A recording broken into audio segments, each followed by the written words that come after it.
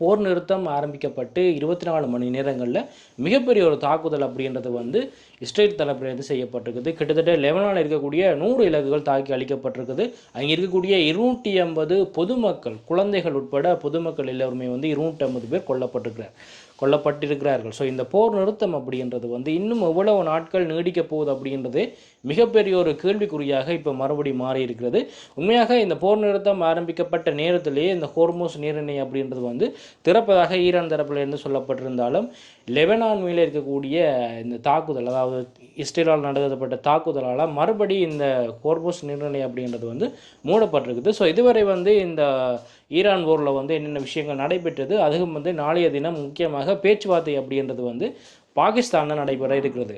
So அந்த பேச்சுவார்த்தைகள் எப்படி நடக்க போகிறது அப்படின்ற சில விஷயங்களையும் இந்த வீடியோவில் பார்க்க போகிறோம். வாங்க வீடியோக்குள்ளே போய் பார்க்கலாம். இந்த போர் அப்படின்றது வந்து ஈரானில் இருக்கக்கூடிய அணு ஆயுதங்களை அழிக்க வேண்டும் அப்படி என்று அமெரிக்கா தரப்பில் சொல்லப்பட்டு ஆரம்பிக்கப்பட்டாலும் இப்போ இந்த போர் அப்படின்றது வந்து இதை நோக்கி போய் கொண்டிருக்குன்னு சொன்னால் ஈரான் வசம் இருக்கக்கூடிய, இப்போ ஈரான் வசம் இருக்கக்கூடிய இந்த ஸ்ட்ரைட் ஆஃப் ஹோர்மோஸ் என்ற பகுதியில் அந்த பகுதியை வச்சு தான் இந்த போர் அப்படின்றது வந்து இப்போ நகர்ந்து கொண்டு இருக்கிறது. ஏன்னு சொன்னால் ஈரான் பக்கம் இந்த ஸ்ட்ரைட் ஆஃப் ஹோர்மோஸ் என்ற பகுதி இருக்கும் வரை இதால் செல்லக்கூடிய கப்பல்கள் எல்லாமே வந்து ஈரான்கிட்ட அனுமதி வாங்கி தான் செல்ல வேணும். இல்லாட்டிக்கு ஈரான் எந்தெந்த நாடுகளுடைய கப்பல்களை இந்த பாதையால் போக சொல்லுதோ அந்த நாடுகள் மட்டுமே இந்த பாதையாலேயே எண்ணெயை ஏற்றி கொண்டு கப்பல்கள் மூலமாக செல்ல முடியும். அல்லது போனால் எந்த ஒரு நாடுகளுமே இந்த போக்குவரத்தை வந்து இந்த கப்பல்கள் மூலமாக போக்குவரத்தை இந்த ஹோர்மோஸ் பகுதியால் நீடிக்க முடியாது. அல்லது இனி வரும் காலங்களில் ஈரானால் வரிகள் விதிக்கப்பட்டால் கிட்டத்தட்ட பல மில்லியன் ரூபாய்க்கான வரிகள் அப்படின்றது ஒவ்வொரு கப்பல்களும் விதிக்கப்படலாம் அப்படின்றது வந்து சொல்லப்படுது. இந்த போர் நடக்கிறதே வந்து இந்த ஹோர்மோஸ் ஜலசந்தியை வந்து திறக்கிறதுக்காக அப்படின்ற மாதிரி தான்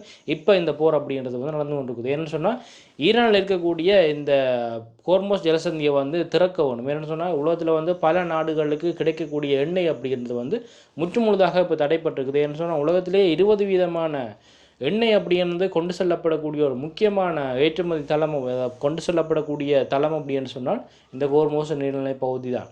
ஸோ இந்த பகுதி அப்படின்றது மூடி வச்சாலே உலகத்துக்கு கிடைக்கக்கூடிய 20% எண்ணெய்ன்றது வந்து இல்லாமல் போயிடும். ஸோ இதால் வந்து அங்கே தொடர்ந்து மின்சாரத்தை பாவிக்க முடியாது, தொடர்ந்து வந்து வாகனங்களை கொண்டு செல்ல, போக்குவரத்தை வந்து செல்ல முடியாது.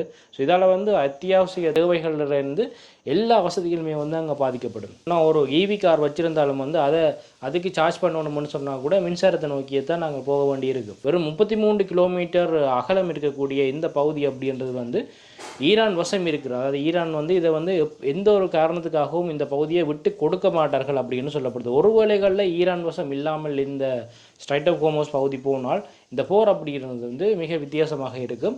ஏன்னு சொன்னால் உலகத்துக்கு கிடைக்கக்கூடிய எண்ணெய் வசதிகள் எல்லாமே வந்து எல்லா பொருட்களுமே கேஸில் இருந்து எண்ணெயிலேருந்து எல்லாமே வந்து இந்த ஸ்ட்ரைட் ஆஃப் ஹோர்மோஸ் பகுதியால் வந்து செல்ல முடியும்னு சொன்னால் அதாவது இஸ்ரேலும் அமெரிக்காவும் எந்த ஒரு நிபந்தனைகளுமே இல்லாமல் வந்து ஈரானை தாக்கக்கூடிய மாதிரி மிகப்பெரிய ஒரு வாய்ப்பு வந்து 2 நாடுகளுக்குமே ஏற்படும். போர் நிறுத்தம்ன்றது வந்து அறிவிக்கப்பட்ட சில மணி நேரங்களிலேயே பார்த்தீங்கன்னு சொன்னால் லெபனானில் வந்து மிகப்பெரிய ஒரு தாக்குதலை வந்து இஸ்ரேல் தரப்பிலிருந்து செய்யப்பட்டது. அதாவது கிட்டத்தட்ட 100 இலக்குகளுக்கு மேலேயே வந்து லெபனானில் வந்து தாக்குதல் நடத்தப்பட்டிருக்குது. ஸோ இந்த தாக்குதல் நடத்தப்பட்டதுக்கு பிறகு அங்கேருந்து யாரெல்லாம் கொல்லப்பட்டிருக்கிறார்கள் சொன்னால் அங்கே இருக்கக்கூடிய பொதுமக்கள் தான் அதிகமாக கொல்லப்பட்டிருக்கிறார்கள். இந்த போர் நிறுத்தம் அப்படின்றது வந்து கடைபிடிப்பதற்கு முக்கியமான காரணம் ஈரான் தரப்பிலிருந்து சொல்லப்பட்ட 10 நிபந்தனைகள், அதே நேரத்தில் அமெரிக்கா தரப்பிலிருந்து சொல்லப்பட்ட 15 நிபந்தனைகள் உட்பட்ட கோரிக்கைகளை முன் வச்சு தான் இந்த போர் நிறுத்தம் அப்படின்றது வந்து முன்வைக்கப்பட்டது.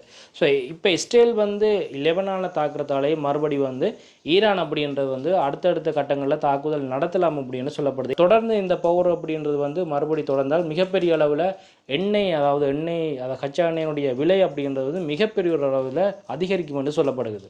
என்னென்னு சொன்னால் இதுவரைக்கும் பார்த்தீங்கன்னு சொன்னால் அந்த ஸ்ட்ரைட் ஆஃப் ஹோர்மோஸ் பகுதியால் பயணிக்கிறதுக்கே வந்து 3000க்கும் அதிகமான கப்பல்கள் வந்து அங்கே இருப்பதாக சொல்லப்படுது. ஸோ அங்கே இருக்கக்கூடிய மாலுமிகளாக இருக்கட்டும், இல்லாட்டிக்கு அங்கே வேலை செய்யக்கூடிய ஆட்களுக்கு வந்து மிகப்பெரிய அளவில் அந்த உணவு தட்டுப்பாடுன்றது வந்து இப்போ ஏற்பட்டிருக்கிறதாக சொல்லப்படுது.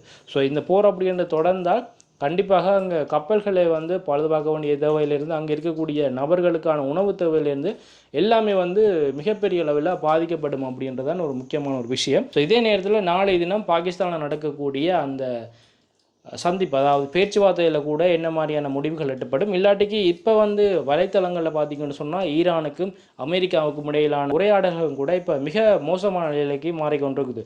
வந்து டொனால்ட் ட்ரம்பால் சொல்லப்பட்ட ஒரு விஷயம் என்னென்னு சொன்னால் ஈரானால் வந்து இந்த போர் நிறுத்தம் வந்து அவருடைய நிபந்தனைக்கு ஏற்ற மாதிரி போர் நிறுத்தம் அப்படின்றது கடைபிடிக்காவிட்டால் மிகப்பெரிய தாக்குதல் வந்து மீண்டும் நடத்தப்படும். அதுவும் ஈரான் அதாவது சொல்லப்பட்ட நிபந்தனைகள் எல்லாமே ஈரான் கடைபிடிக்க மட்டும் அமெரிக்காவுடைய படைகளில் இருந்து எல்லாமே வந்து அந்தந்த இடங்களிலே வந்து தரித்து நிற்பார்கள். அதுவும் முழுமையாக ஈரான் அப்போ இந்த கட்டளைகள் எல்லாம் ஏற்று சரியாக நடக்குது. அது மட்டும் வந்து அமெரிக்காவுடைய படைகளும் வந்து அந்த இடங்களிலேயே இருப்பார்கள் அப்படின்னு வந்து ட்ரம்பால் சொல்லப்பட்டது.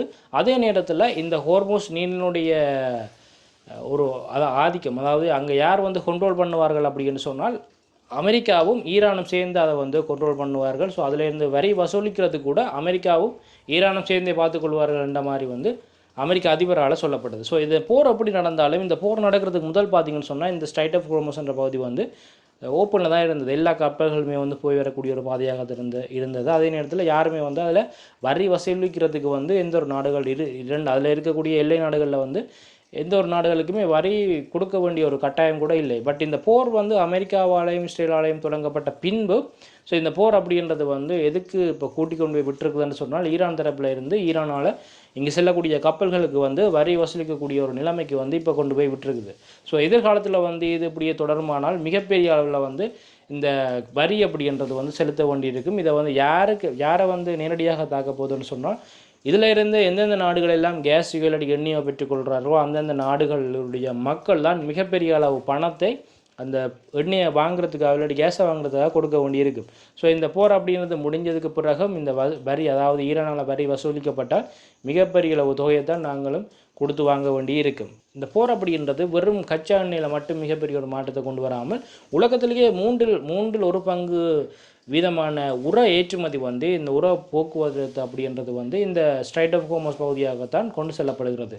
இதே தொடர்மானால், அதாவது இந்த ஸ்ட்ரைட் ஆஃப் ஹோர்முஸ் என்ற பகுதி முழுமையாக மூடப்பட்டு இருக்குமே ஆனால் மிகப்பெரிய அளவில் உணவு தட்டுப்பாடுகளை வந்து உலக நாடுகள் எல்லாமே வந்து எதிர்நோக்கும் அப்படின்னு சொல்லப்படுது. ஏன்னு சொன்னால் இதில் உலக தேவைக்கான 1/3 உரம் அப்படின்றது கொண்டு செல்லக்கூடிய ஒரு பாதையாக வந்து இதுவும் இருக்குது. ஸோ அப்போ எந்தளவு மிகப்பெரிய ஒரு உணவு தட்டுப்பாடுன்றது வந்து உலக நாடுகளில் ஏற்படும்னு சொல்லிட்டு யோசிச்சு பாருங்க. ஸோ இந்த வீடியோவில் வந்து மக்களாகிய நீங்கள் என்ன நினைக்கிறீங்க, அதாவது இந்த போர் அப்படின்றது வந்து எதிர்காலத்தில் என்ன மாதிரி போகும், இன்னும் ஒரு 14 நாள் முடிய முதலே இந்த போர்ன்றது வந்து மறுபடி ஆரம்பிக்கப்படுமா, இல்லாட்டிக்கு இந்த 14 நாள் பேச்சுவார்த்தைக்கு பிறகு இந்த போரில் வந்து என்ன மாற்றங்கள் இடம்பெறும் அப்படின்றது அப்படி என்று நீங்கள் நினைக்கிறீங்களா அப்படின்றத வந்து கண்டிப்பாக கீழே கமெண்ட் பண்ணுங்கள். இன்னொரு வீடியோவில் சந்திக்கிறேன்.